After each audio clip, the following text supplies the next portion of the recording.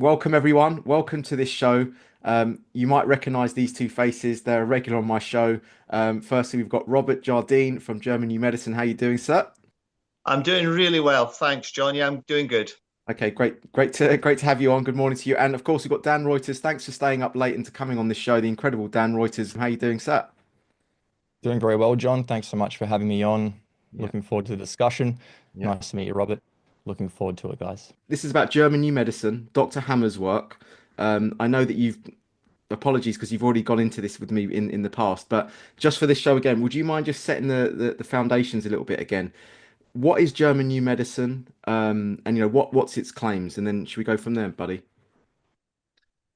So, German New Medicine is through the work of Dr. Hammer, and he, through his research, has discovered the mechanisms behind what causes what we commonly know as disease. And what he discovered was that as symptoms in the body are part of a process which is always initiated by a level of trauma, some trauma that we experience subjectively affects our brain, and it can be photographed in the brain, and it carries on and affects the body. And Dr. Hammer discovered that the resolution of these life conflicts, he called them, precipitates directly a resolution of the biological symptoms that they caused. So people got well. Almost everyone that could resolve their conflict got well again. So it's a process of understanding that what causes disease is it's caused by the brain as it reacts to life stress. It can be seen using CT scans, and it causes a symptom. And when the stress is resolved, it all unravels and comes back to good health again if you manage the process appropriately. Okay. Yeah. Okay, lovely. Yeah, Dan, thank you, Rob. Dan, I watched your video where you're in some German New Medicine groups. You've explored it yourself. You mentioned it, to us. But you've just got like another sort of angle on this that I want us to all like unpack today, if that's okay. And it's basically how, I think you mentioned the terms you can't do science on the human body, and you were talking about how it can't be reduced down to one variable. You have to kind of consider all the variables. Would that be a good place to start for you? Or is there anything else you'd like to sort of start with this, Dan? Yeah, I guess that's the major issue, is that I don't think you can do science on the human body. I think it's almost an impossibility because with science, you have to have an independent variable, and then you have to manipulate that independent variable, but control for all the external factors, all the dependent variables. And you just can't do that with the human body. It's an impossibility. And for that reason, I don't think you can necessarily work out a cause and effect relationship for many things, unless it's, you could argue the point that for things that we can observe empirically, like in our real world with our own eyes, like we know that if you stick a knife into your arm, it's going to cut it. Like we know that. Or if you put your hand on a hot plate, it's going to burn. Like these things we know. But once you start looking inside the body, now there's all these variables that you can't control for, and therefore you can't be sure of your results. So you don't know whether or not the thing that you're doing to investigate the cause is actually creating the effect you're looking for or changing the effect that you're observing. So this can be applied across the board for any topic, not just for, I think, German New Medicine, but for anything. So I'm not like singling out GNM here. I'm just looking at this objectively across the board and going, hang on a minute. We're calling this science, but is it really science? A bit like isolating a germ, right? It's cultured. It's not actually isolated, and it's the same. Is it the not the same sort of thing here, Dan? Is like you're saying that it's difficult to actually isolate the exact issue when there's a multitude of variables that come into an issue, like an equation, right? Is that kind of thing. Well, yeah, I guess one of the things is we claim that a trauma, Mm. whatever that is, like how do you define a trauma? Is how do you know that a certain situation is inherently traumatic? how do you know that that trauma manifests as a disease? I think that would be an incredibly difficult thing to prove. And I mean, used to practice this way for years. I mean, this is why I got into psychotherapy and hypnotherapy and these kinds of things, because I believed that to be true. But then I looked at it objectively and went, hang on a second, something's not right here. I think we might have the horse before the cart, or the cart before the horse.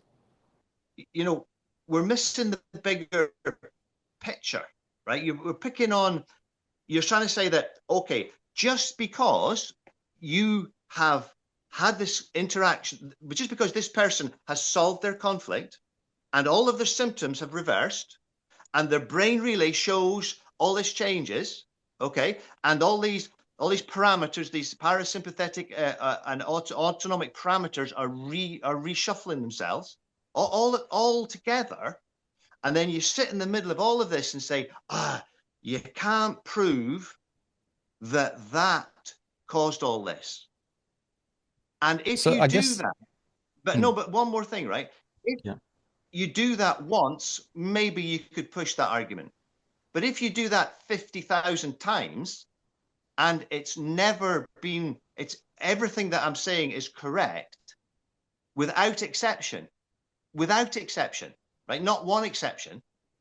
Then you've got to start looking at yourself and think, maybe what's wrong here is my questioning pathway. My reasoning is not allowing me to develop.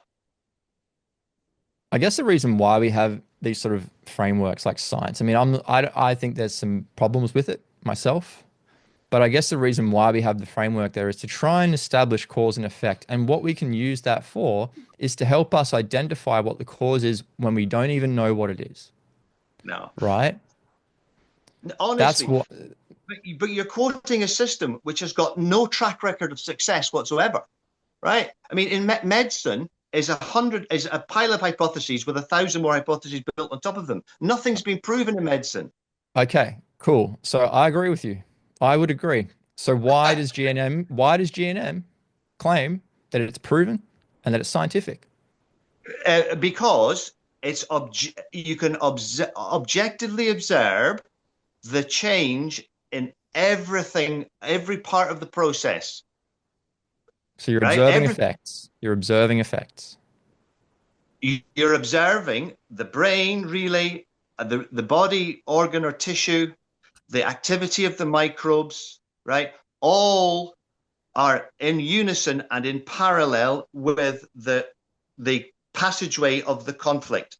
When the conflict is unresolved, there is a whole series, a cascade of of completely discernible, objectively provable, and what we now know, predetermined things happening biologically in that person.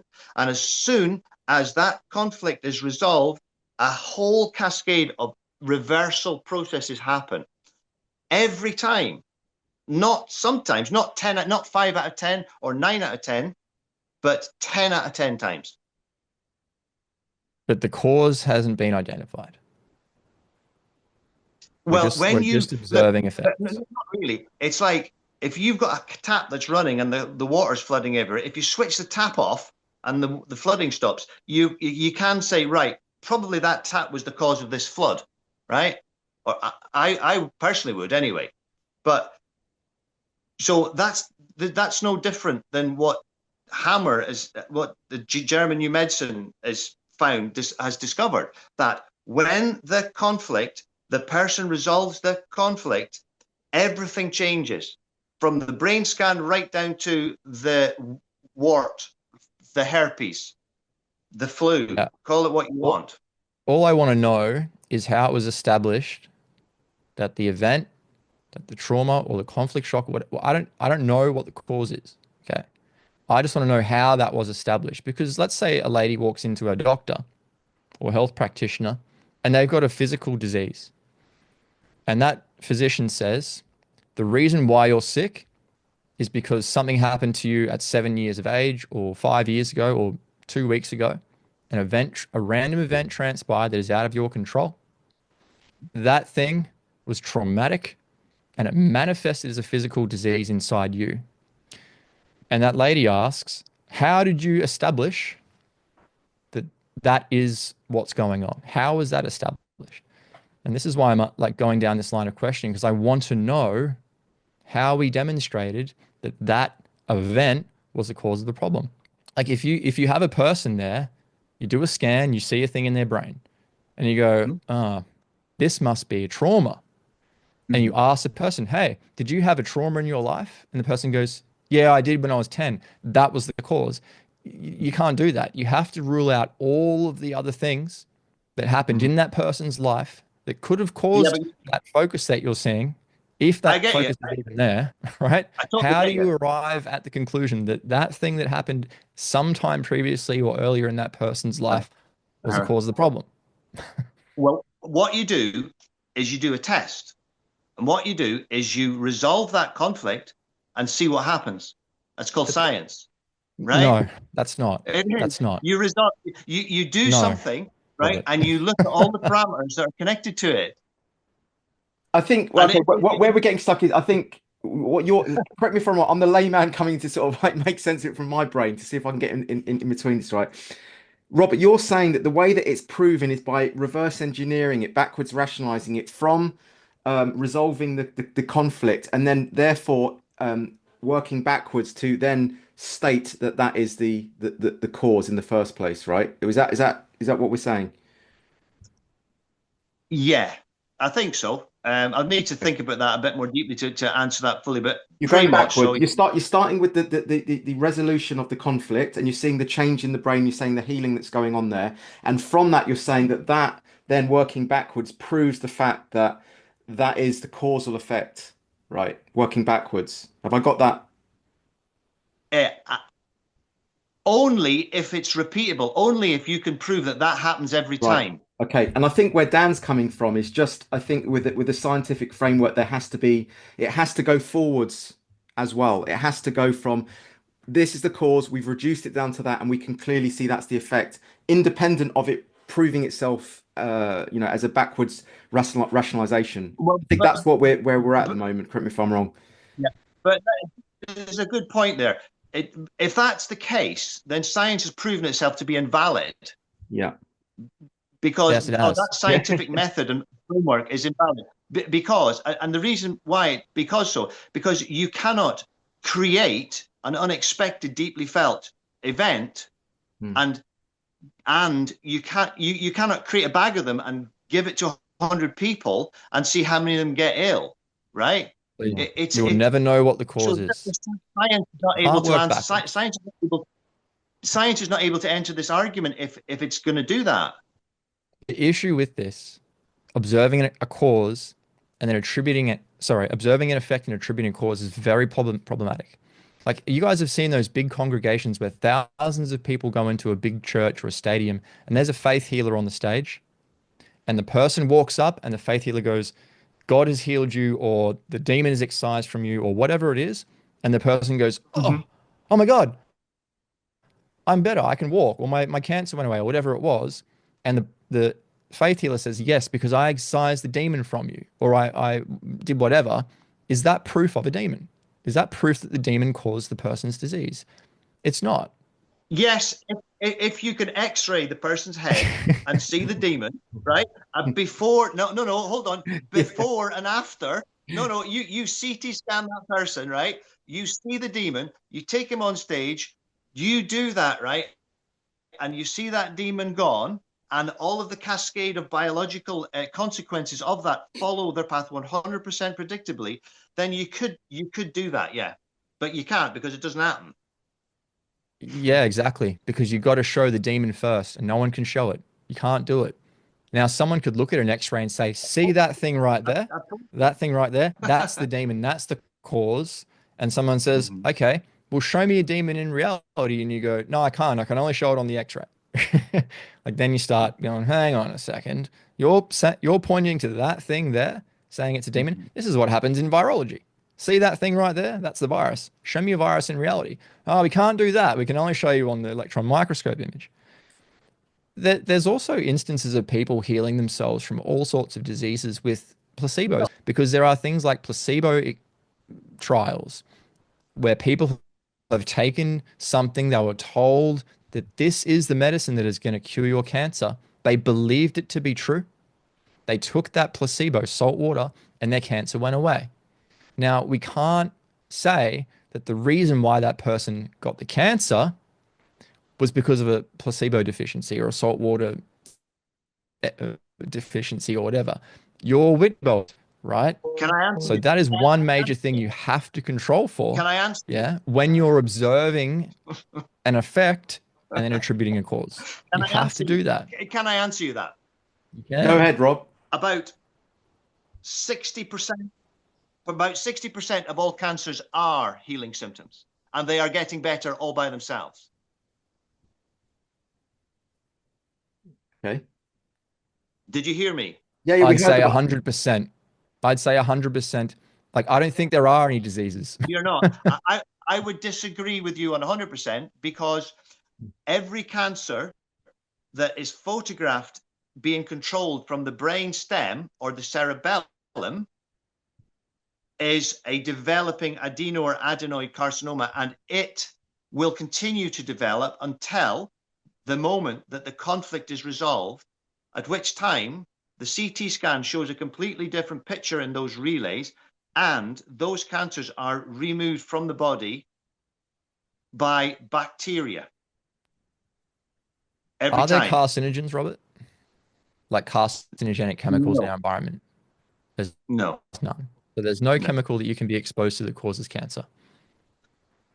Not to my knowledge. Okay. So what is the cause of cancer? Actually, no, we're not even going to have this conversation. Sorry, John. Cut that out. It's fine. No, that word, that C word's be safe okay. for you. No, that word's that's fine. They don't mind that one. It's the other one that they have a problem with, and you know what I'm talking about. So go ahead. All right. Yeah. Okay. So primarily, there's what we class as two types of cancer. One type of cancer is mediated through the reptilian brain, and it's an adeno or adenoid type of cancer. And the other cancer is mediated through the cerebellum and neocortex, which we're talking skin cancers and bone cancers and such type of cancers when we talk about those. So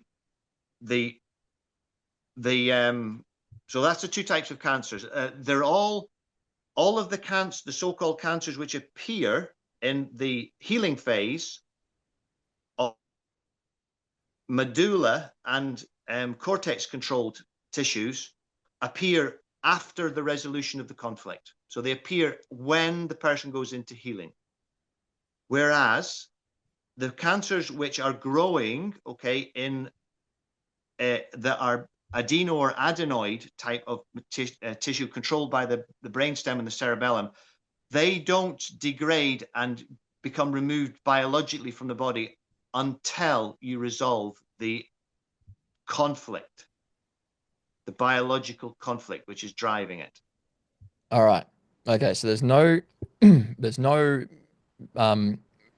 cancer causing chemicals, right? So this is all a psychosomatic thing. Yeah.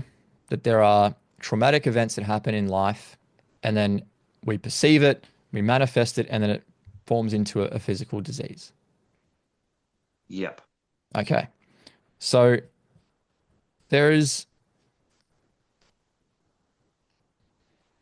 disease is a relatively new thing.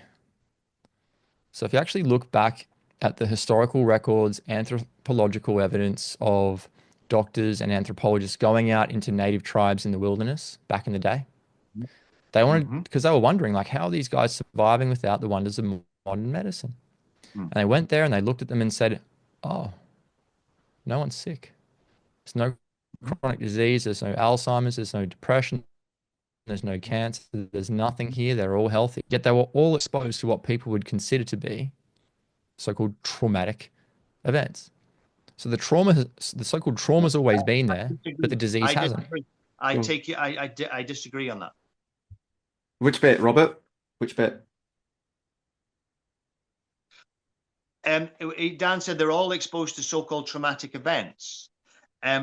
What we're talking about, because I've studied the work of Dr. Weston Price as well quite extensively, and it's a great piece of work, and he did exactly that. So the people that Dan is talking about lived an indigenous life in indigenous tribes, and they lived to the biological laws and rules which are supposed to govern our behavior. They lived in accordance with or in harmony with our biological needs. So the biological, the breeding, families, there was no big divorces, there was no litigations and all that stuff going on in these tribes. These tribes lived naturally, just like a tribe of wolves lives naturally, or a flock of deer lives naturally. And they very, very seldom get ill. But to say that they don't get ill is not correct. Okay, but the incidence of disease is significantly less. That would be a correct way of saying it. But we don't live like that. Consequently, we develop. So, I mean, they say 1 in 3 of us is going to get cancer, and probably 1 in 2 of us or 3 of us is going to get heart disease.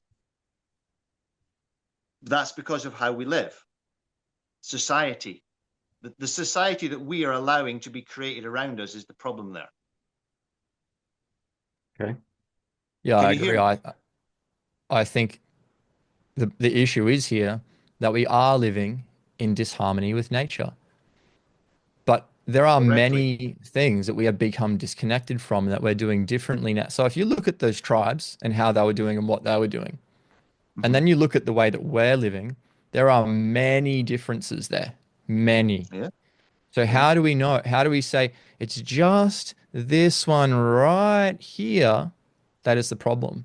Like, we're all being exposed to poisons and toxins in our air, in our food. We're not eating real food. We're not connected to the ground. We're not getting enough sun. We're not drinking clean water. We don't have meaning and purpose in our lives. We're not moving our bodies. We're not outside under the moonlight and the starlight and the sunlight and all these things, right? But how can we say, no, it's none of those things. Don't worry about any of that. It's not the poisons. It's not the toxins. It's not the fact you're not exercising. It's not the fact that your circadian rhythm's out of whack and blah, blah, blah. It's the trauma. And now it's manifesting as a physical illness. Because if you think about it that way, then all those other things are inconsequential for health. Yeah. There you go. Yeah. They're not entirely. I would like to answer that. They're not entirely inconsequential, because the more stressed that we find ourselves in, basically the closer to the limits of our ability to manage our situation. So the closer to our ability, or the breaking point, if you like, we are, the more prone our psyche is to react and create a discernible ring in the brain, which also is discernible on the associated organ or tissue, and it creates a now predefined biological process, which, when looked through with reasonable eyes through the process of evolution, can be seen to be an adaptive attempt that the body is making to overcome a situation which we have perceived, right? Or a conflict which we have perceived, right? So that can be done. Well, whereas if we say, okay, if we remove does everybody that smokes get lung cancer? No. But everybody that has a ring in their pons, the dorsal aspect of their pons, that has a hamokai in there does have developing lung cancer. And when the death rate is resolved, that ring changes and the cancer removes itself from the body through the help of bacteria. That happens every time. I yield. Thanks, Rob. So we have an instance where people are able to exist in harmony with nature, where they were living in harmony and there wasn't disease, They're in perfect balance. Yeah. There were murders and deaths and people dying from snake bite and all these things that we would consider to be traumatic, yet it wasn't affecting them the way that it does now. Yeah. And No, that's not true. hang on, hang on, That hang on. okay. So the way that I can kind of rationalize this is that when you are living in harmony with nature and you are giving the body everything it needs, when you're exposed to events that transpire in your day, your body is perfect. Your body is so well built that it can exist in harmony with nature, and it can let go of any of that stuff that you've been exposed to, and there's no problem. But as soon as you start living in disharmony with nature, now the body can't deal with that stuff. Okay, so one point I'd like to mention to tap on there, that all of these diseases that we presently experience in society today, they are all present and experienced in every society at any time. It's just that the prevalence of them is much less. Okay, so that's the first thing I would say. And that is most likely to be to do with the fact that we are living in harmony with our biological needs. There are instances where medical teams have gone out to try and contact uncontacted tribes in the Amazon. And in some of these instances, they live with them for like 5 years, 7 years. I think one group lived with these guys for 14 years. And they observed them for diseases, and they were like, well, these guys aren't getting sick, right? There might have been a thing here or there, right? There might be a bit of starvation, or there might be someone got bitten by a snake, or whatever it might be, right? There are things that come up, but there's none of these chronic health conditions that we saw today. There were these sort of acute things caused by injury. So yes, the prevalence was less. I would say that it was the exception to the rule. No one was walking around with diabetes or heart disease. That's right. But you can't, likewise, you can't sort of just then make a grand claim that, well, that everything together mean, I'm not sure where that argument goes to. What does it prove? I mean, yeah, these people had much less incidence of these diseases and they live naturally. I totally agree with that. Dr. Hammer, if he was here right now, he would totally agree with you, and he would tell us to live that way too. It doesn't really add any provable, objective, quantifiable point to anything. Because you are getting exposure to everything that is required for a human body to live whilst being outside in nature. Existing out there, everything that it requires is there for it. Yeah. And you are things that are also important. Like you have connection, and you have meaning and purpose, and you are in the moment, and you are moving your body, and you are eating locally seasonal fresh food, and all these kinds of things that we would equate with health. Yeah. By virtue of living in nature. We're not living that way anymore. We're not getting those things that are essential to health.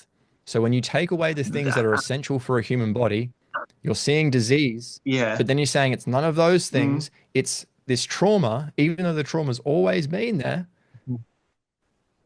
Don't worry about any other things. Don't worry about the lack of sunlight or the poison in the water supply. It's got nothing to do with it. So listen, if to progress that further, everybody that has lack of sunlight or everybody that drinks that water is going to get the disease then. Everyone, without exception. Do you? I don't see it. I mean, you're a clinician. Do you see that? Everybody that drinks fluorinated smokes, everybody gets cancer. Everybody is an individual, Robert. So everybody is going to be doing. Dan, you can't have your cake and eat it two ways, man. No. If you're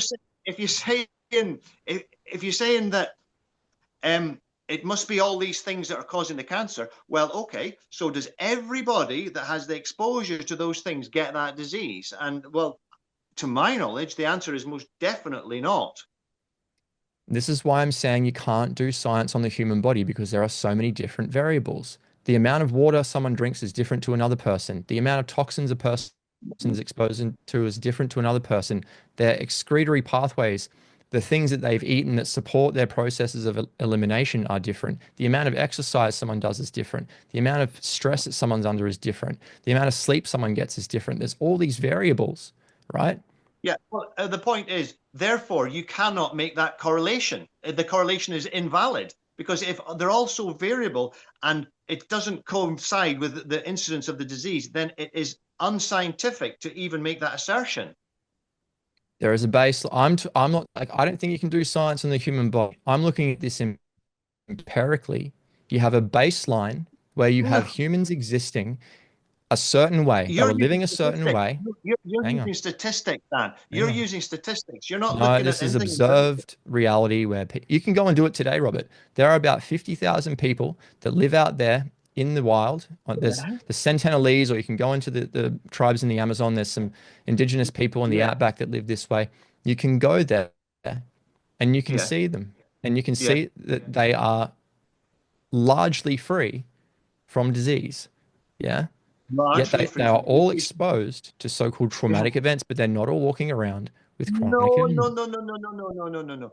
Look. I said it's a subjective, right? I said that a trauma, a DHS, is a subjective experience, right? I've said that quite clearly. Now, these people, these Sinhalese or whatever the name was, they were, right? That they live in their tribe in a way which nature has fashioned over the millennia, and they live in as near as damn it harmony as they can, right?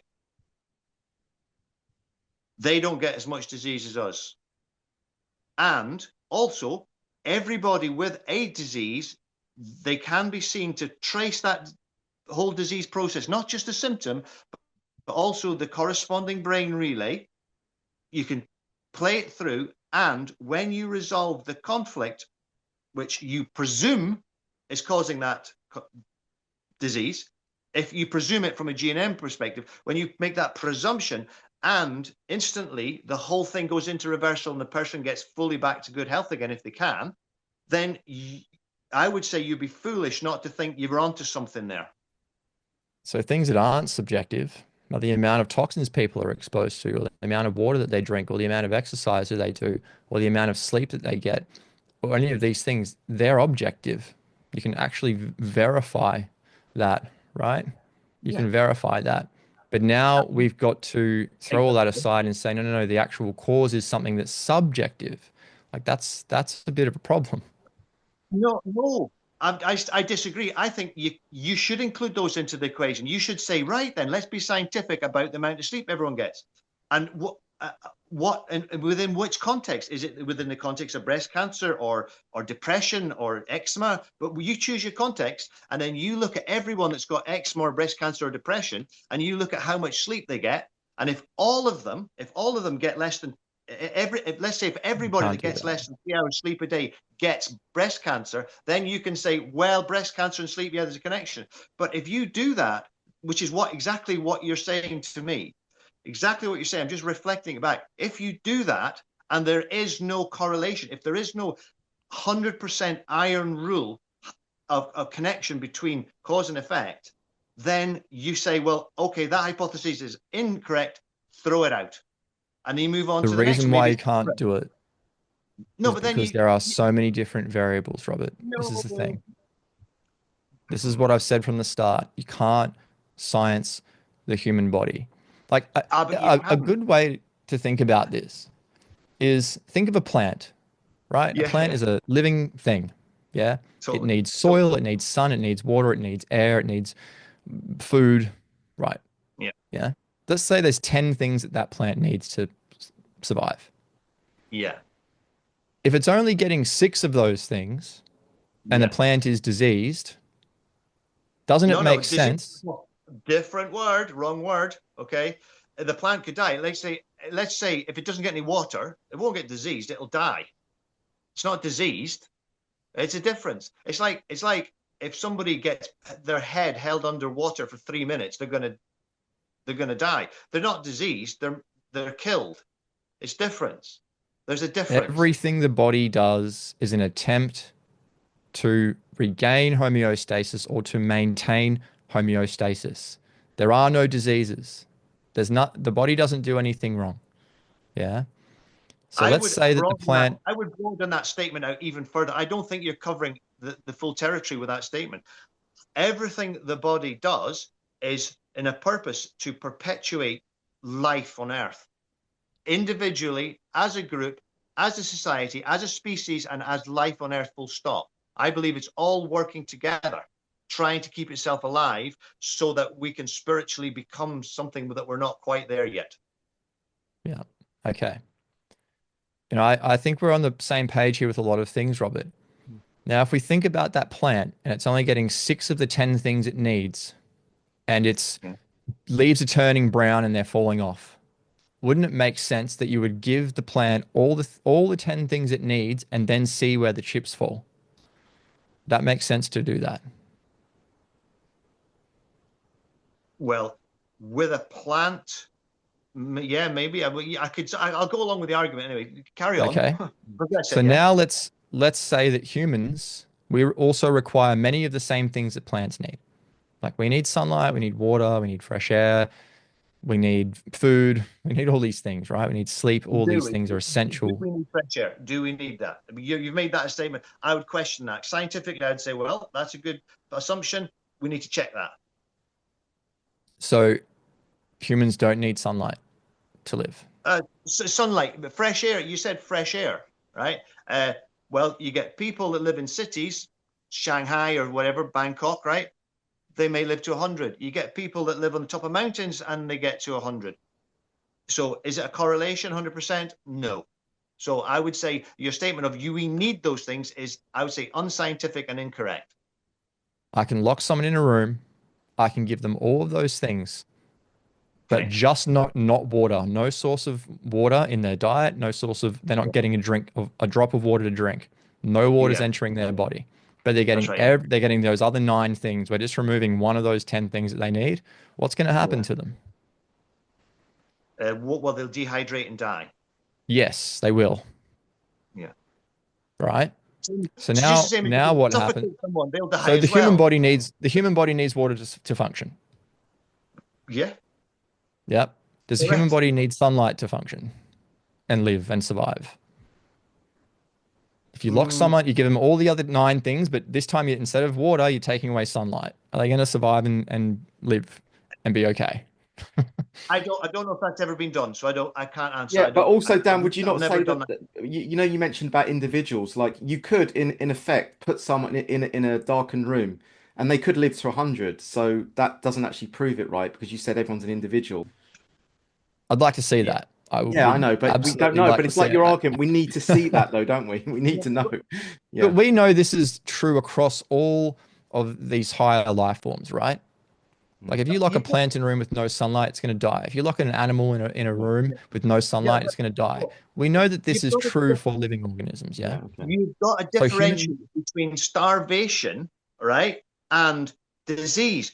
A so-called disease, because they're not diseases, they're biological processes. They're not even there to harm us, right? But you're making a correlation between stopping somebody from getting oxygen or water or food and then make an extrapolation that's causing a disease, that's somehow diseaseful. It's not diseaseful. It is starvation, which is not covered by German New Medicine. It's not covered by German New Medicine. No, it's okay. All right, now we're talking. This is it. Now we're on the precipice of the whole thing. Now, this is where I wanted to get to. Yeah, come on, Dan. Go for it. I love it, guys. Well done, guys. This is awesome stuff. Go on, Dan. Let's go. I'm hanging on. I'm ready for this. Come on. Right. We're going to solve all the problems of the world right here tonight. Yeah. So you have a person in front of you. Yeah. Who is sick, disease, whatever. I don't know the term that we want to use here. And they're starving because they've been eating junk their whole life. They're literally starving. They are starved of real food. No, and they're ill. That's an assumption. I part company, but we're being scientific here. Come on, let's stay. Is the person starving, as in they don't take enough calorific input to sustain life, or are you saying they're just malnourished? So what the person eats doesn't matter. Just as long as it's Within calories. well, no, no. I'm saying that what the person eats does not cause disease. You can have, if you eat rubbish, the ability of your body to cope with these biological traumas is drastically reduced, as was seen in the TB epidemics after the First World War. Everybody died of a protein deficiency because the tubercular bacteria were healing the lung alveolar cancers, which were caused by a death fright, a societal death fright. If you don't feed, if somebody who has got a healing adeno cancer, if they and sweating every night profusely, the very next day or the very night that they resolve the problem, like they start sweating the very night that they solve the conflict the day before. So that night they sweat. If they do not consume enough protein, right, in a freely available form, they will die of cachexia, which is what happened in 1918 to 1923, whenever the epidemic lasted. I think you're hitting on the point here now, Robert. Yeah. So they didn't have the ability to cope. Their normal physiological function was altered. Yeah. So now those things that are come. Finish the sentence. They didn't. No, you must finish the sentence. They did not have the ability to cope with the biological program as it ran to completion. Yeah. So that program is when you're giving the body all the things it needs, that program, quote unquote, runs perfectly. Yeah. Doesn't it? Yes. So when you take those things away, that program that is written inside all of us that otherwise would run perfectly and there'd be no issues is now not functioning properly. No. I take issue with that. That program, which is causing, listen, I know it's a very important point. That program, which is causing the adenocarcinoma, is resolved emotionally, but the person cannot finish the healing of that program without the protein. So yes, I thoroughly agree with the Western price diet and protein, the best ever. If you have a adenocarcinoma as controlled by the brainstem or cerebellum, and it's in the healing phase, utilizing mycobacteria in the form of tubercular bacteria, because if you don't feed those, they will scavenge from your own organs and tissues, and you will die of cachexia. So yes, you need that food then, but that food is not the cure of their cancer, or lack of that food is not the cause of them contracting a death fright, which is an emotional reaction to a life thing. That doesn't matter how much strawberries you eat or cream or whatever, it's not going to cause a death fright and a lung cancer. But if you're in the healing and you don't eat enough meat, you're going to die because you're starving of protein. Yeah, the only thing that heals the human body is the human body. But in order for it to do the things that it needs to do, it requires certain fundamental inputs. And if it's not getting those things, it can't work and operate as it normally would. So what I'm saying is there is a baseline. We have the baseline. If I want to work out what that baseline is, I go and observe a human in nature and I see what's going on. And I say, right, what's their health life? What's their health like? What's their mental status like? What's their physical appearance like? Blah, blah, blah, blah, blah. I get all that foundational baseline information. Yeah. It's all I look at their diet. I look at what they're doing. I look at all of these things. Yeah. Yeah. I've got a baseline. And now I look at people in the modern Western society who are all riddled with illness. And I go, hang on, what's different? There's not one thing that's different between those native people and the people living in a modern Western society. There are many, many differences. Now, what I'm saying is what makes the most sense is if you've got groups of people living relatively free from disease at a point in time, wouldn't it make sense to live the way that they're living? I think so. Yeah. If you don't live that way, you end up where we're at now. No, but you're making an assumption there. You're making a sort of a connection with disease, right? because yeah, we should live in a life that's in accordance with our biological needs. Of course we should. We will Yeah, we not get should, lung and we're cancer. not. No, yeah, but the mechanism which causes, in this instance, we're talking of lung cancer, the mechanism which causes it, right, is a fear for your life or your existence, or the fear for the existence of life of somebody very close to you. We If don't it's know that. somebody, well, Because I if that was the just case, like to tell you what Dr. Hammer. Rob, if that was the case, then the natives in the tribes would be getting lung cancer. Yeah. The natives in the tribes, I'm not going to say, look, every native in the tribe has the potential to contract that lung cancer if they suffer that conflict. And you cannot say that no native in the tribe never gets it. Cancers come and go all of the time. We've almost more than likely all had lung cancer come and go in our lives. It just comes and goes. We don't know what it is. But the point is that the mechanism which causes that biological adaptive response, which generates an adenomass of alveolar cells, right, it is always initiated by we're using reverse logic, as in when you find a conflict and fix it, it all gets better. So therefore you can say, well, that conflict was causing it. But that might be difficult for Dan or other very scientific people. For me, it's kind of like, I get that, right? So if I fix that and it gets better, then that was probably causing it, right? So when we, so there's a difference, I'm talking about biological processes which present as symptoms, which medicine has given names to as diseases. But in reality, the fifth biological law, the quintessence, is that these are not diseases.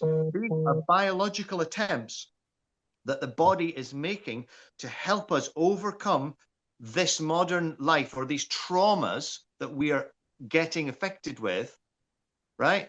It's a biological attempt to help us live or overcome that trauma, because consciously we couldn't do it, right? So it's just a whole. You can't just pick and choose little bits of a whole picture and then make an assumption about it. It's a whole unit. Everything in German you mentioned is cross-referenceable. You can check every parameter, multiple parameters, and they're all following these biological laws. I yield. Yeah, no, good stuff. I think that's what Dan's saying. You have to look at the entire unit, right? No, that's not what I'm saying, John. Honestly, man, I'm saying that the symptom is always, without exception, controlled by the brain relay, which is tracking the life issue. Right? So when the life issue becomes resolved, the brain relay lets go, it changes in appearance, and a whole pattern or a whole predetermined process of resolution takes place. Okay. And we don't know what the mechanisms are. We don't know what's going on inside the human body. We have no idea because you can't science it, right? The way that we've come to understand all of these things is by cutting bits of tissue out of people or looking at dead people, going in there and seeing something and going, oh, this must be how it works when the person's alive. Like it's a bit of a leap of logic to me. But the problem with that, Dan, is that I think about almost everybody that Dr. Hammer treated didn't die. That was the reason. Even these terminal cancers, and there was tens of thousands of them, none of them died. So you couldn't cut them up and get the cadaver and do all the tests with them, because they got well. Yeah, but that's not what I'm saying. I'm just saying from a mechanistic perspective, we don't know how the human body works. Like they're just stories that we invent that we think it's how it's working, but we really don't know. So if we don't know, all we can say for certain, that's like, we think the body works this way. And as soon as you go there, it's like, well, okay, this stuff isn't really scientific. This is But the problem is with science, it's this mechanistic look at this objective mechanistic approach that you're adopting at the moment, which is the thing that's stopping you sort of see the wood for the trees, Yeah, I guess all I'm saying is we just need to get back to basics. If there was a point in time where that people were healthy in this world, wouldn't we want to emulate what they were doing? Because we can't say, is it just the sunlight or is it just the water or is it a combination? We don't know. But this is how they were doing it. They were doing it for a reason. They lived for a really long time. They got that far. And then within 100 or so years now, we're all fat, sick, diseased, depressed, riddled with cancer and diabetes and all this stuff. What's the thing causing it? I don't think it is one thing. I think it's all of the things, right? Now, if That's statistics. You know what? Statistics is not science. Science is detail. Science, you take every single incidence of something, and if you can get a process which explains it completely, then that process is valid until it is disproven. That's science. What you're talking about is statistics, which is at best a bloody great big lie, right? no, this has nothing to do with statistics. It is. You're talking statistics all the time. You're saying, "Oh, what if 100 people listen? What if this thing?" You're making sort of vague claims about stuff, which is not scientific at all. Rob, you It's brought just up the making. Rob, you brought up the 50,000 earlier about Yeah, people that's that right, because that's a figure. I know that's That a is a statistic figure. though. That's a testable figure. It might not be exactly 50,000. You understand? It's in excess of 40,000, and as far as objectively preservable, it did not get it wrong in any of those I times. know, but that's a separate issue. This point is you referenced statistics earlier to make a point.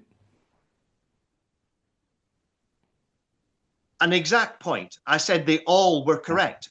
I'm making it all. I'm not saying, look, if you take 1,000 people and, okay, deprive them of a bit of sunlight and give them a bit of chlorine, and all of a sudden you're going to get Crohn's disease. No, what I'm saying is that everybody that has Crohn's disease has a shadow in the brainstem, without exception at all, ever. Doesn't tell you the cause. This is like we're going back now to the start. Now we've gone full circle now, haven't we, guys? We've gone back to the beginning. I just want to, can I just say this? I think it's important just for people to think about this in terms of what it means in reality, if this is true. Yeah. That there can be a random event that transpires in your life and your perception of that can now manifest inside you some kind of emotional energy or whatever it might be, whatever we want to call it here, manifests inside you and leads to a disease, illness, I don't know what we want to call this. Yeah. So if we accept that, call it something, like call it call it prostate cancer, right? Call it, yeah, whatever we want to call the thing, right? Right. Okay. This thing that causes us discomfort or pain in our life, and there's tissue that is abnormal. Yeah. If we say that the cause of that is from a random experience that transpired in your life, it means that preventative healthcare is pointless. The things you think, your beliefs don't matter. You are destined for disease. There are things that are going to transpire in your life that one day inevitably will be considered traumatic by you, and you will get a disease. So it doesn't matter about how much sleep you get, how much exercise you do, what you eat. They are inconsequential for health. If you believe that you're going to stay well, or you believe that you're going to get sick, that doesn't matter, right? Yeah, Dan, it's what a very you've got to slippery do, slope to take here. I'm not. It's not my concern how slippery the slope is, right? I'm saying is if you can empirically prove something, right, and if it challenges what you currently believe, which is blatantly proving that it's not correct, right? If you can do that, then if you can say, well, there's this new piece of evidence now which shows that everybody with the cold has a discernible pattern in the brain, such and such. And there's this whole cascade of biological processes happening, predetermined, that you can predict to the nth degree, right? If you can do that over and over, thousands and thousands of times without any variation at all, right? It's gone a different path than statistics and sort of making generalizations about things. It's not. German new medicine is not a generalization about anything at all. It is just a statement of observable things with consequences, like observable changes, not just things, like a developing breast cancer and then a breast cancer that removes itself from the body after the woman resolves a conflict. And that happens every time. Now, how can you pin that on sunlight or eating too many omega-6s? I mean, how can you do that? And keep a straight face? You know, you can't connect this to things that are just random sort of assumptions that you. But I haven't, and I'm not. But you are. You were just saying, oh, No. but what about sunlight and what about this? But you did. What I'm Dan. trying to get at, Robert, what I'm trying to get at, the overarching point here, which I said earlier on, is the disconnection from nature. I don't think there is a thing. That's a I don't think you can point to this one thing and go, that's it. I think it's all of it. However, it's not this is a big generality. It can't be. I've already said this from the start. Like, you can't science the human body. Like, I've already said that. No, you most definitely can. You can. You said that. You've said that, but that doesn't make it true. You have to be able to control for all the variables, and you can't. You can't. Like, one of those variables that you can't control for is that the person is aware. It's ridiculous, my friend. Because hang on, no, it's not. If you can actually prove something repeatable every time, as in you resolve a conflict and the brain scan changes, that's an objective observation. Then you doesn't tell you the cause. Well, in your world, not in your world. I get that. I'm getting that picture. No, not in my world, Robert. Hang on a second. Right? You're misrepresenting what I'm saying. Yeah, don't straw man Dan for a sec. Let Dan just clarify what you meant then, just so we don't get confused here. Because now we're back onto when I observe an effect, when I take a person through a therapy and they get better, now I can attribute the cause. So, like, think about like hypnotherapy or psychotherapy or any of these talk therapies, for example. When a person comes in and they've got an issue and we say, oh, I want you to, was your problem X? Yes, it was. Okay, well, now I'm going to take you back early in your life and I'm going to deal with that. And the person goes, oh my God, after that process, I'm feeling so much better. The problem's gone away.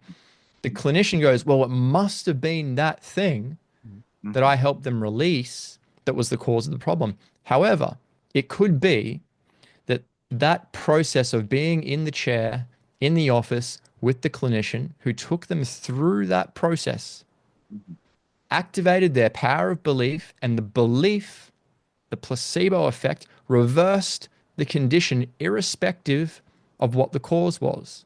Yeah.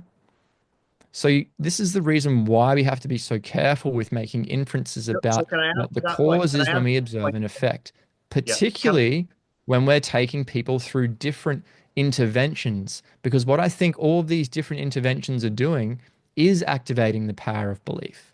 Yeah. All right. No. I need to address your point, right? The point is that for very many so-called diseases, right, there are discernible symptoms which start the moment of the very day of the conflict. And they follow the conflict until it's resolved, and then they stop. Right? So one of these conditions, say, for example, everybody that has a developing bowel cancer, right, will have disturbed sleep, and they'll be waking up very, very close to 3 a.m. every day. Okay? But now you can track that.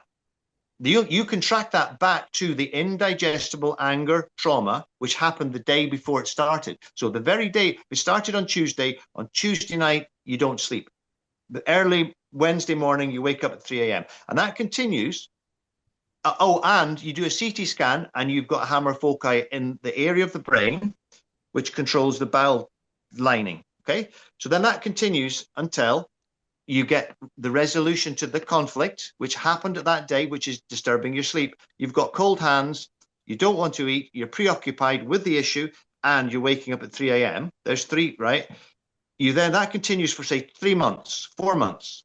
Then you get to somebody helps you resolve that life issue. That night, right, that same night, well, within 5 minutes, your hands will warm up. That night, you will sleep very, very soundly. You will start to sweat. Okay. And you do the CT scan. The CT ring has gone into an edematous mass in the brain. All of these things are predictable and discernible if you believe what you see on a CT scan, for example, right? And because you can dissect the brain, but only when it's gone into the healing, and you do actually see the edematous mass. But nevertheless, all of these factors are all part of German medicine, part of what Dr. Hammer has been able to state as facts that happen every single time. So like, so it's to sort of diss all these things and just and stick on one point. Oh, but you can't work backwards from cause and effect to effect and cause. It's like it's not sounding. It's not. Yeah, it's ridiculous. Because I didn't want to mention the thing that was put into people's arms over the last few years, right? And I spoke to funeral directors, and I think we can look at statistics and say there was 100,000 excess deaths in the UK since the rollout of that thing. And I think we're all pretty clear on that was because of that. We can bring it down to that. But then surely, Dan, isn't the argument that we can't actually prove it is from that? It could be that there was like a collective fear with everyone. It could be that there was a placebo effect. It could have been, but I think we're all kind of in agreement that it was because of the darts, right? But could we not argue that even that we can't even fully deduce that it was from that as a causal thing? I have no idea. Right. Okay. I have no idea. Like, why did someone die? I don't know. I don't know the reason why. I mean, these things are. This is like a philosophical point. Yeah. And I don't think you can get around. Like, you can't just twist it to suit this sort of perspective, because like a lot of this may be prone to recall bias.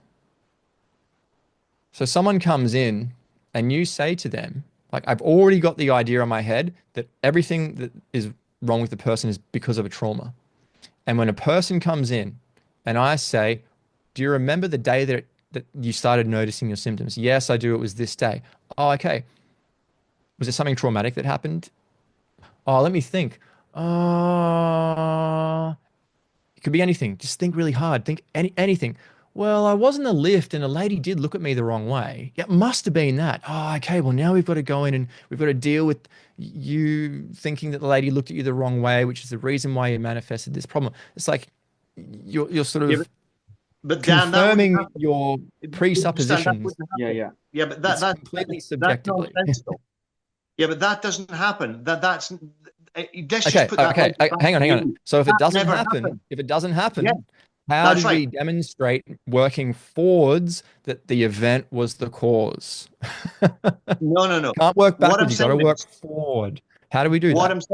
What I'm saying is that never happens. You can never track these changes, these physiological changes in the body back to a non-event. You can't do it because it has to. How do you know the event was the cause of the problem? It has to have the event to cause the changes. Yep. So how do you know the event was the cause of the problem? Well, because the person had lived, say, 28 years without developing lung cancer, and then they got lung cancer after a conversation with the doctor. They had the conversation with the doctor, and that night they stopped sleeping, and the hands went cold, and then 2 months later, they resolved that conflict, and the hands warmed up, they started sleeping, they started sweating at night, and the CT scan shows that the brain, the hammer foci in the brain's gone. I get that. I get it. Yeah. So how do you know that's how you do the it. conversation with the doctor? Yeah. How do you know? How do you prove that the conversation with the doctor was the insinuating the event? It was the thing that made the first domino fall. How do we know that? Because this is how you would reasonably know that, is that when you resolve that death fright that was put into your head, it's coming backwards. You get better. You get better. If you need more, I think I honestly can't really understand how you're hanging on to this argument, because it doesn't seem in the least bit based on good thinking processes. No, it's actually logic. You can't infer a cause from observing an effect. You cannot do it. Like when I walk outside and I see a piece of cow dung out in the back, every single piece of cow dung's got flies on it. Therefore, the flies cause the cow dung, right? I can't look at an effect and work backwards and make an inference about the cause. You can't do this with antibiotics. You can't do this with paracetamol. You can't do this about seeing a hoof print and saying the cause was a unicorn. You have to show the thing first. You got to show the unicorn first. You got to show where the poo came from first. You got to show that the flies actually made the poo. You can't infer it, right? So this is the point. I know I'm getting stuck on it, and I know we're going around in circles here, but it's very, very important. Okay, I'll put it back to you then, right? If you have somebody with a developing, let's say, like developing, in the case of, we're just talking cancer, but it refers to everything, right? So if you start a healing of that cancer, right, through an interaction with a therapist, say, or just no, if you just resolve a life issue, right, which then causes a complete curing of that, self-healing of that cancer. What am I asking? Can you prove that it's not the self-healing that caused it's not the resolution of that? How would you prove that it's not the resolution of that conflict which caused the healing? Because all you know is that you healed. So how do you prove, what proof have you got that the resolution of that issue didn't cause the healing? How can you prove that? I don't follow. Can you reframe your question? Well, I'm just, you're trying to say, how can I prove that trauma caused the cancer? And I'm saying, well, how can you prove that the resolution of that conflict didn't cause the healing? You're saying there's no proof. You don't know what. No, that's logically fallacious reasoning, Rob. You can't say how do you prove that it didn't do it? You can't make the claim first, and then when someone says, hang on, how do you know that? You go, well, prove that it's not. Like when I say that poo out in the garden is unicorn poo, and you say, no, it's not. And I say, well, prove it's not. You don't get to now say that unicorns exist, because now the burden of proof is on you proving that it's not the case, right? This is a logically fallacious argument. That's a problem. But I also just say that I don't have an issue. We're catching ourselves. We're actually missing the sort of common sense side to this, you know. And that is okay. That is right. Well, let's just work back. Never heed the science of it. Let's work back. I don't like working in reverse. We don't want to. Okay, no. Before you work backwards, this is we're getting stuck forwards and backwards here. Before you go into that point, Rob, look, if you were to take 50,000 people who all had a sore throat, okay, and you gave them all whiskey and honey, and then all their sore throats went away, would you make the claim that it was because of the whiskey and honey that resolved that? I'm not sure if that's got anything to do with what we're talking about.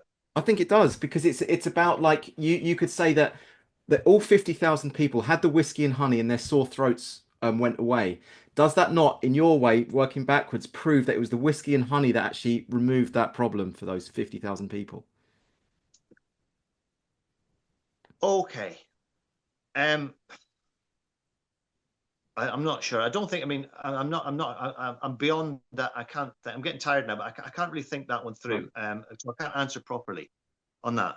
I'm sure there's a point in there somewhere, but it's nothing to do with what I'm talking about. Right. Okay. You see, I'm talking about an objectively discernible process which causes a symptom in the body.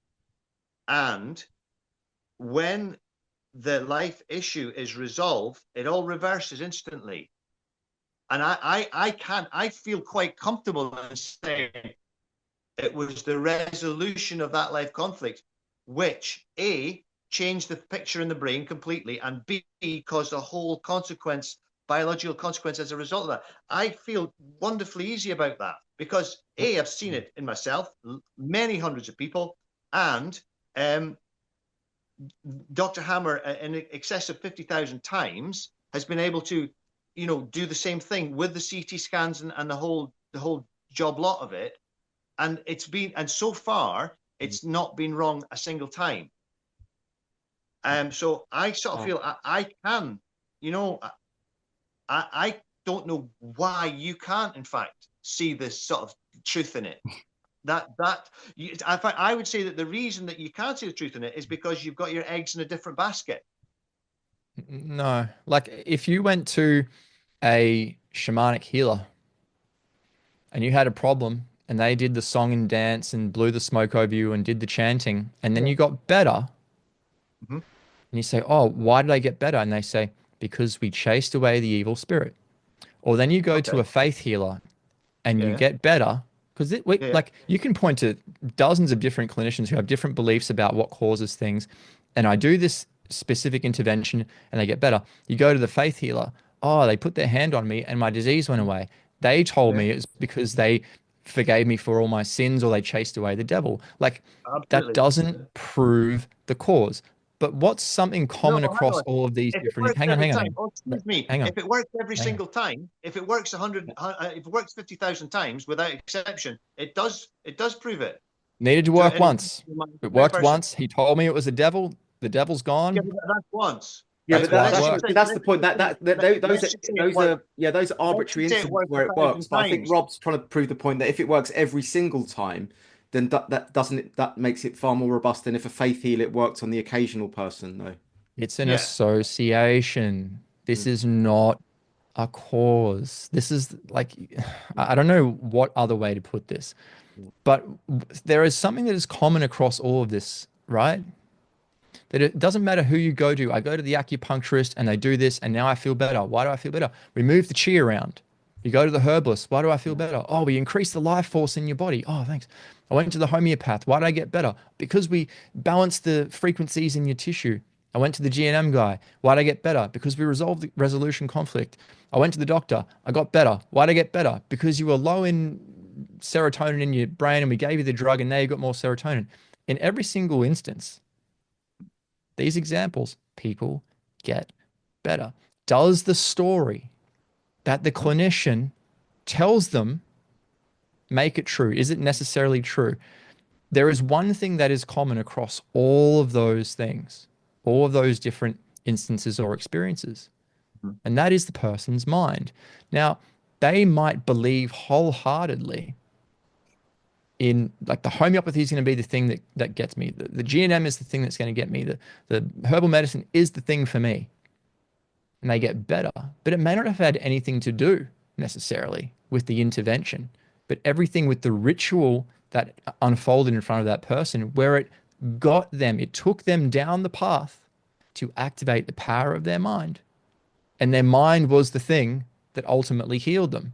But we then look at that and confirm our biases and go, oh, gee, it must have been the life force in the herb that made the difference. When it may have very well have been that person's powerful innate ability to heal themselves with thought alone, right?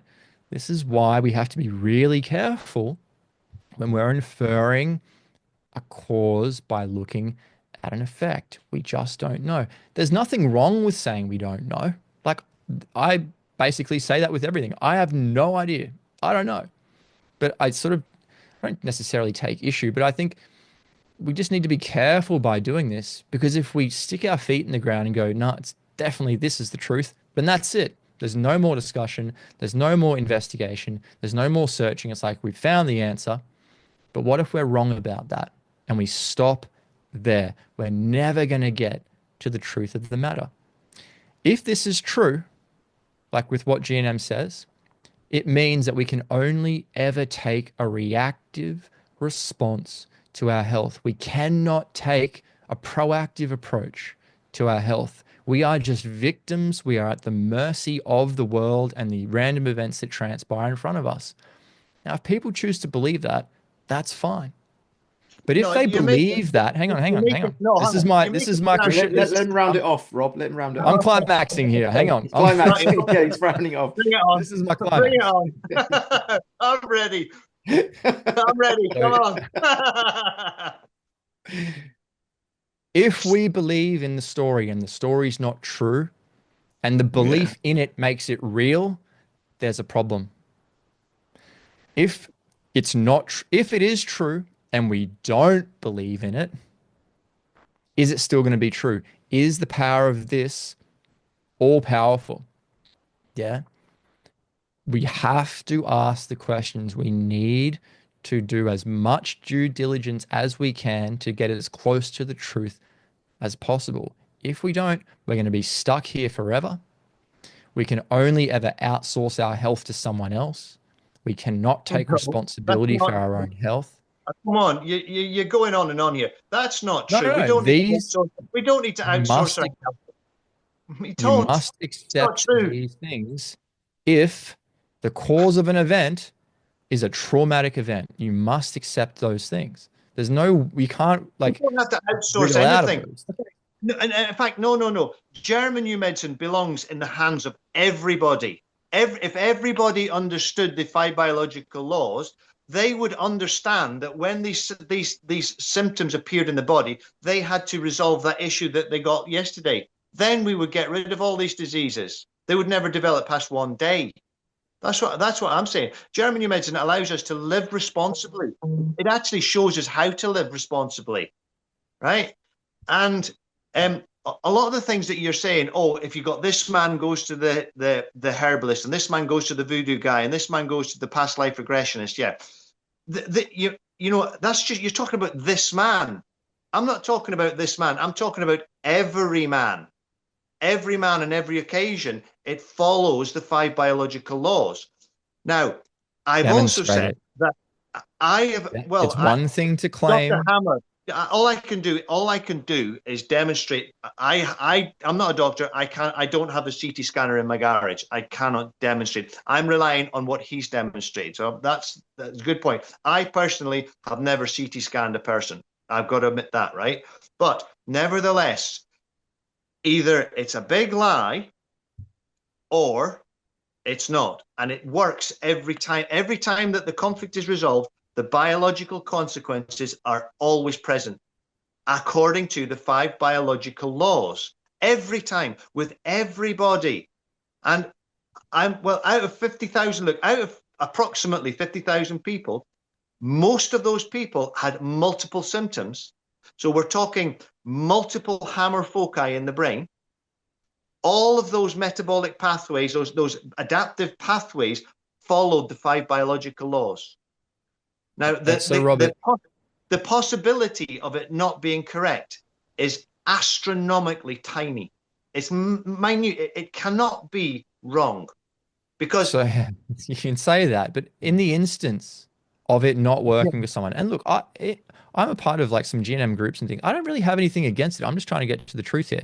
There are people in there who are like, look, I've been trying GNM for a while, hasn't worked for me.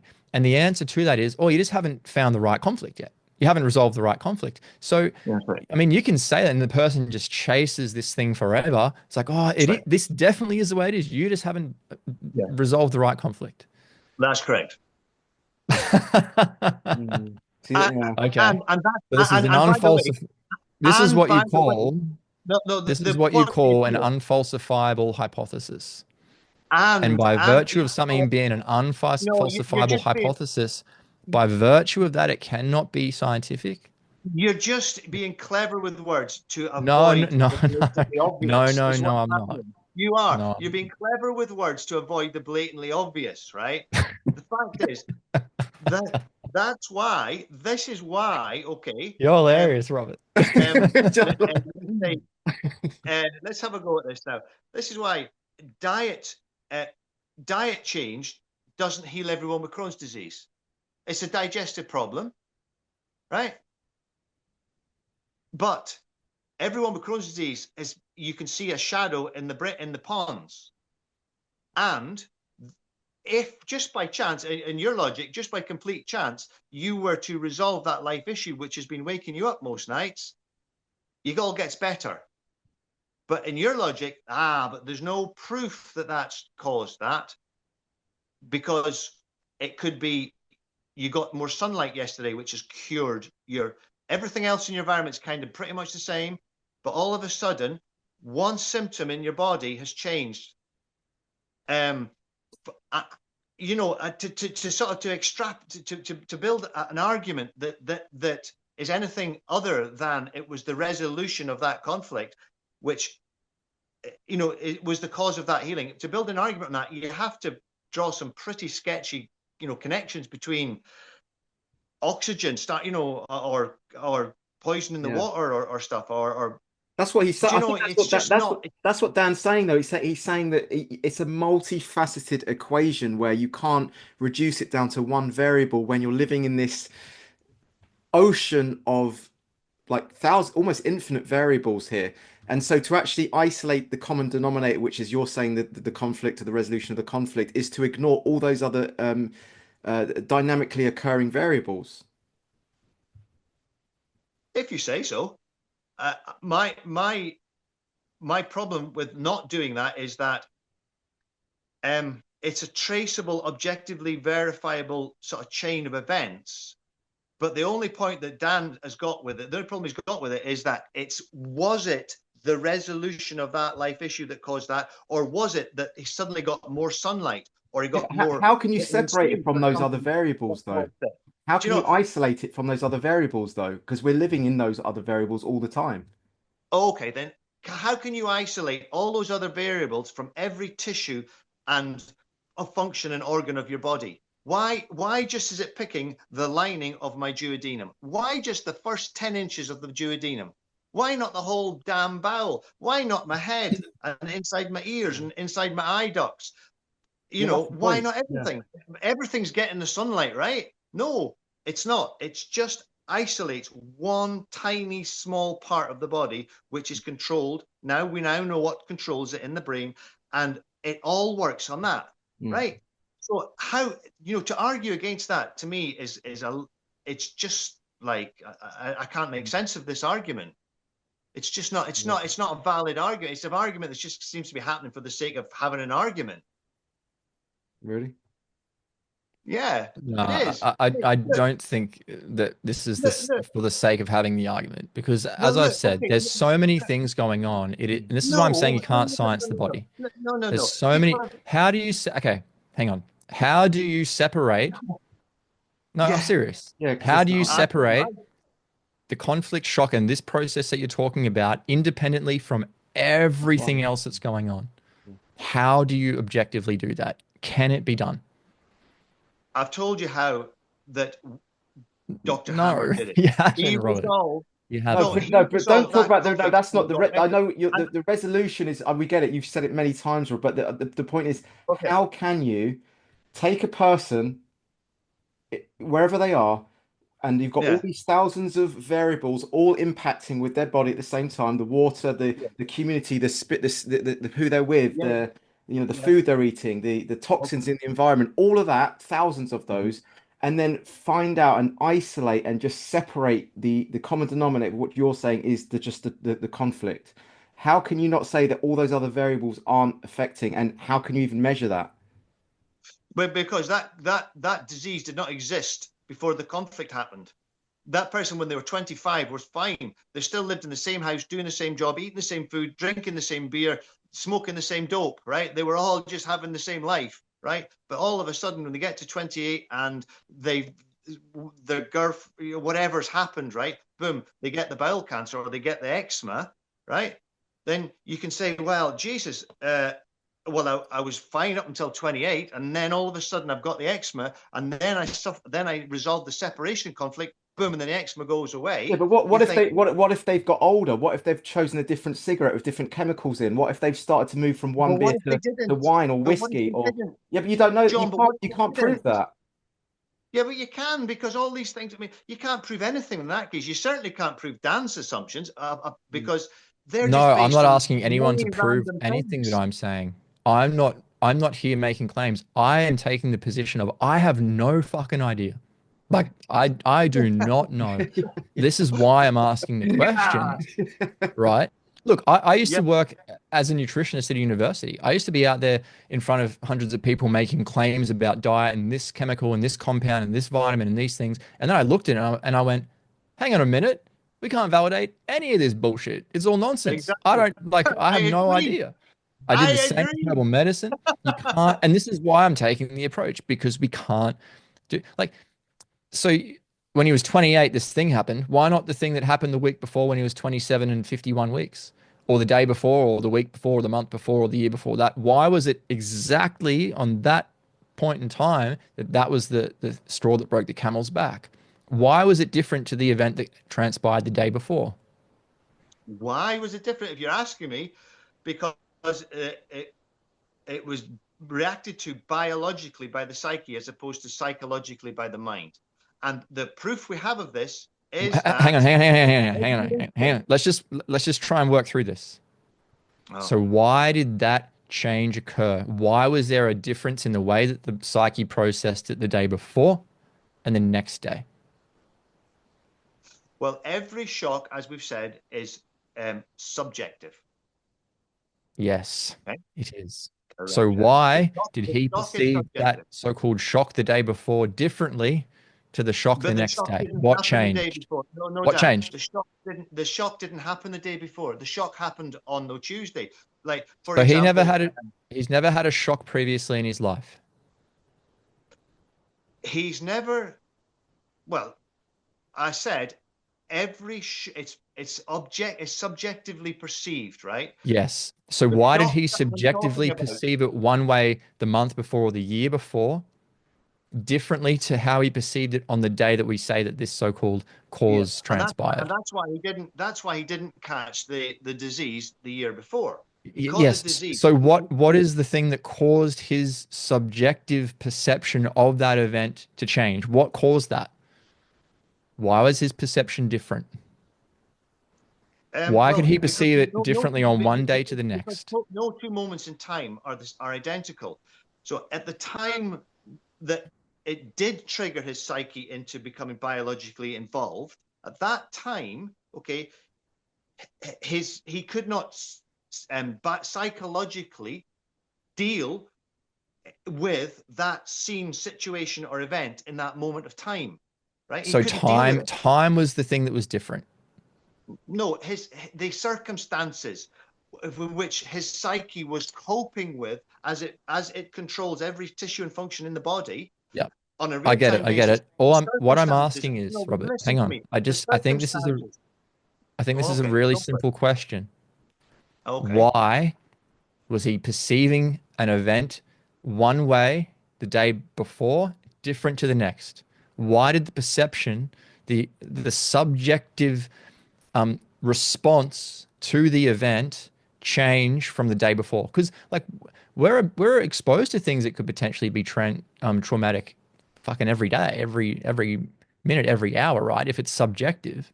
So why could you deal with it 1 minute and not the next? What changed?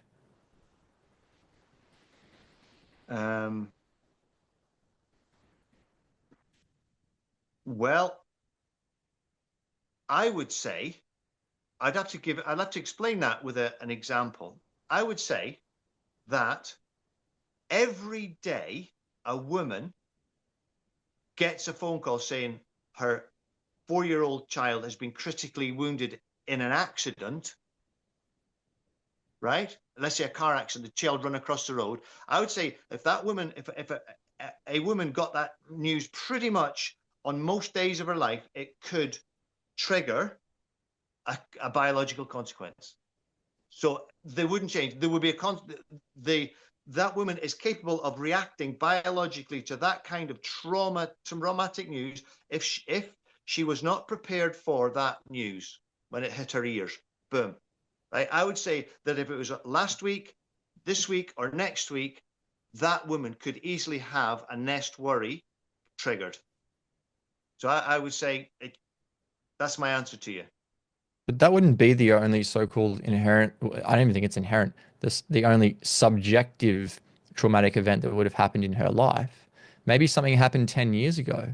So why didn't it affect her then? Well, because when the child makes recovery, her breast cancer goes away. So you've got to make that link No. to that issue, Yeah. right? No, now Do you know what I we're mean? going back down this That looking at right, effect. let me just come in. Just would it not be the case? The answer to that could possibly be that it is a sliding scale of severity of traumas that the body can handle or not. For instance, I could drink 3 pints of beer and be okay, right? If I have 10 pints of beer, I could be sick. But there might be a point at which just before that 12th pint, I'm all right, I'm not sick. But maybe just when I go over that slightly, I'm sick. But not all the time. But could it not just be the case that those past traumas, yes, they were traumas, but it has to reach a certain threshold, a certain point to which they then that's what triggers it in Rob's terms. Could that not just be the case? And that was the first time it actually really severely hit that threshold. So you have to define what the threshold is. Yeah. But it might change. Sometimes I might puke after 6 pints of beer, sometimes 12, maybe there isn't, it's not, it's a moving dynamic threshold. So does that Stuff is very difficult to be subjective, to be objective about. Like, yeah. Yeah. We're not going to solve all the problems here tonight, guys, but I think we've raised some important points. And as I said, I don't have any issue with GNM. I've got no issue with any therapy. If it helps people and it works, fantastic. No problems with that. But when we start to invent stories about why it's working or why someone got ill, then there's an issue, because then people will change the way that they live accordingly. And in this context, if we accept that it's true, then we are at the mercy of our very existence, that people are destined for disease and there is nothing that they can do. I don't really believe that. Can I prove it? No, it's just my belief. Whoa. That's not true. I'm saying that the causation of disease, we totally are disagreeing on that, but the German new medicine is a way, a very well, I would say the only way. Actually, I would say, I know you're not going to agree on this, but I would say it's the actual only way of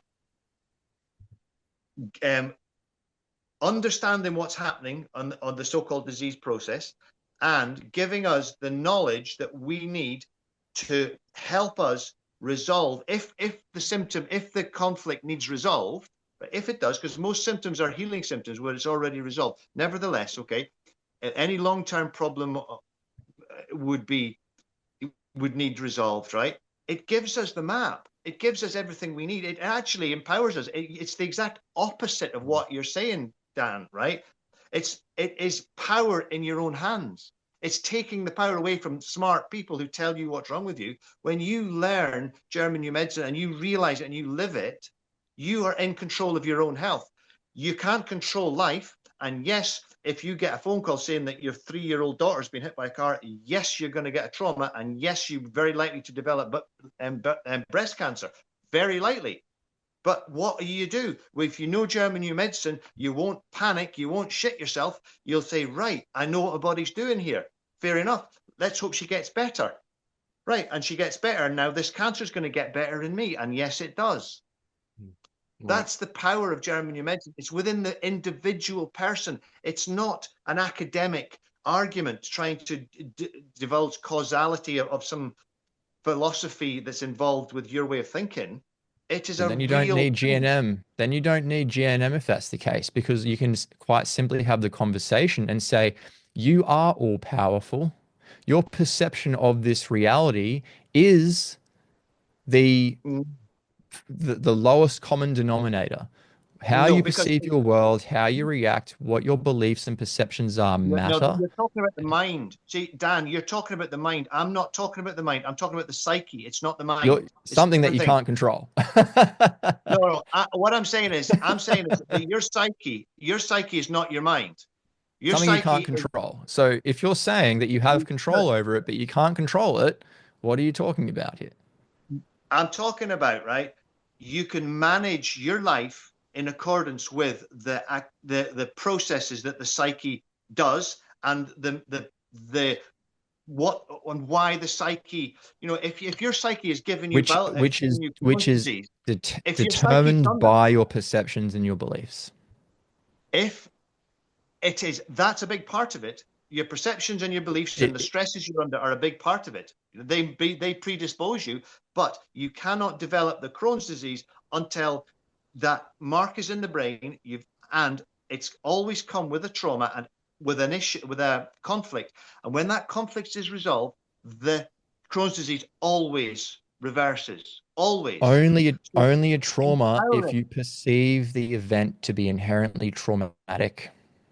If your psyche picks up on it, it's not you. When you say your psyche is not you have no control over your psyche. So if you have no control over your psyche, you are at the mercy of the event.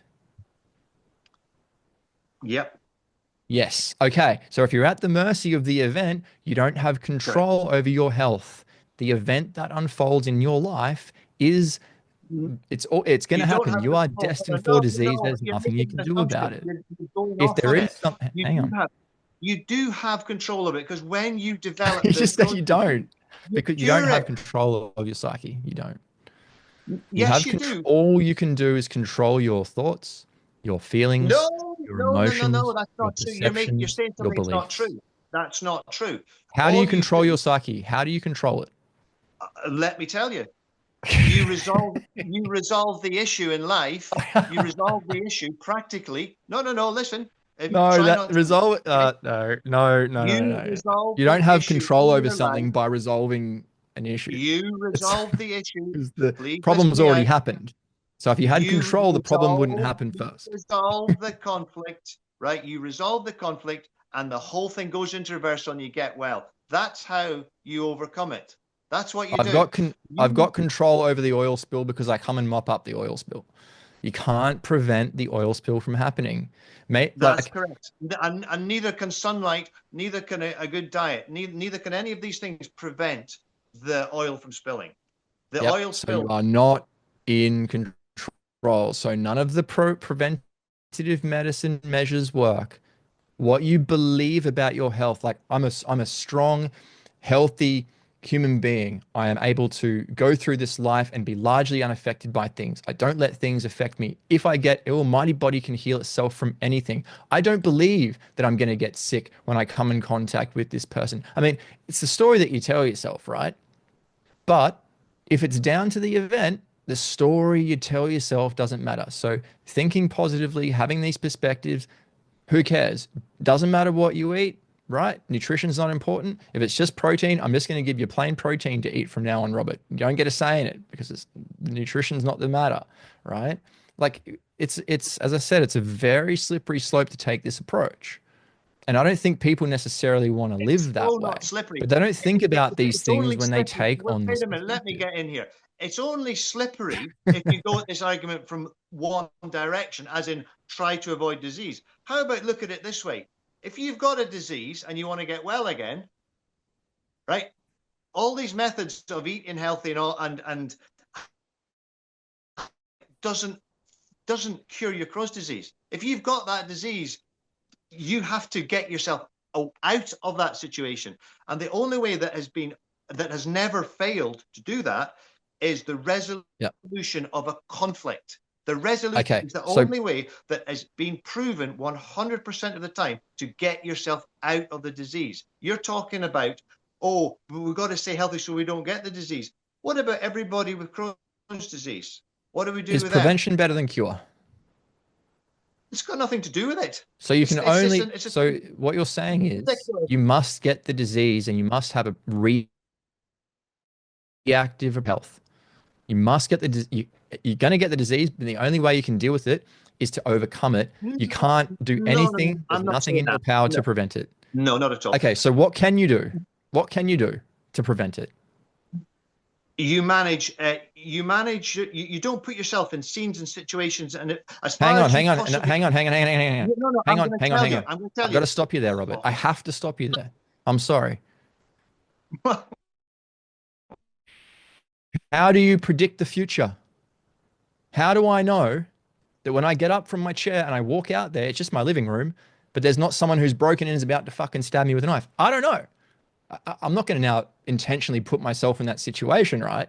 So how does this align with your philosophy of preventing disease? Okay. So if you understand German new medicine, right, you can't really prepare yourself not to get ill. Not really. Not realistically. Okay. You can give it a try. I Thank you. wouldn't know. Right. Yeah. But when you do get a biological process happening, when your biology is linked onto something in your life, you have got a damn good chance of identifying it and resolving it and getting back to what you call homeostasis. Okay, so if you can't prevent yourself from getting ill, correct. Do people have control over their own health? What? If you can't if you can't take proactive measures to prevent or minimize yourself from getting sick, yeah, do you have control over your own health and well-being? Well, I'll take issue on the word sick because there is no, that's not what I'm asking. Let's not worry, like disease, sickness, whatever it is. What you're asking me, into my language, is can I stop my psyche interacting with life? And I would say no. Okay. So we are destined for disease. We are at the mercy of random events that transpire in front of us, which is what I've been saying from the start. It took us a while to get there, but it's good that we got there. Hold on. That makes no sense because you're saying you're making that assumption that disease is caused by a whole pile of random variables. I will agree with you that it's caused by a conflict. It's caused by a trauma. It's caused by specifically, any symptom in the body is caused by its associated conflict and its brain relay. Cool. Everyone.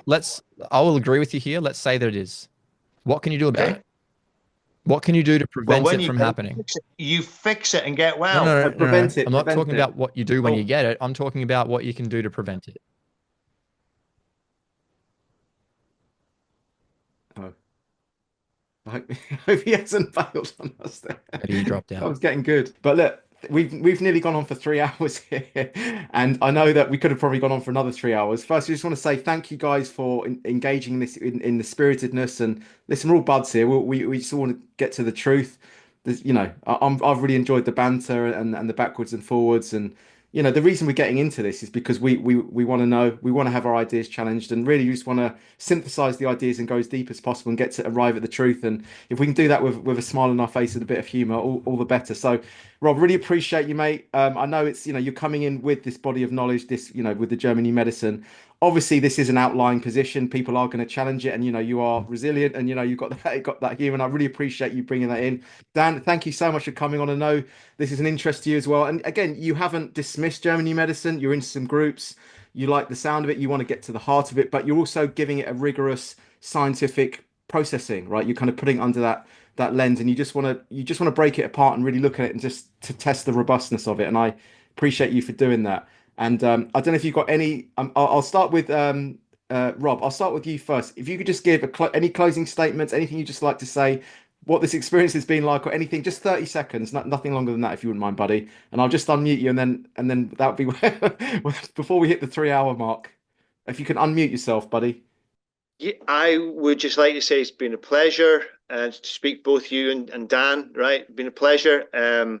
Been stimulating for me, and I would say, please just take an interest in it and make up your own decisions about it. And there's learninggnm.com is the site that I would recommend you to go to, but there are others. And that's it. It's there for everyone, and it doesn't fit everyone, for sure. It doesn't. It certainly doesn't. But give it a look at, and I wish you all the very, very best with it if you do. Yeah, thanks, guys. It was a lot of fun. I had a good time. It was an interesting conversation. You're a good sport, Robert. I appreciate the banter back and forth. We'll have to do it again at some point in time. As I said, I don't care what the truth is. I just want to try and get to it. I don't have a dog in the fight. Look, if people want to go and look into GNM, go for it. you do your own research, you come up with your own perspectives on life and how you want to live it. But yeah, I appreciate the opportunity, John, for you giving us the platform to have this discussion. Thanks to everyone for listening. And yeah, if there's another opportunity down the track where we can maybe hash things out a little bit more and get down to the nitty gritty, I'm all for it. Thanks, guys. Fantastic.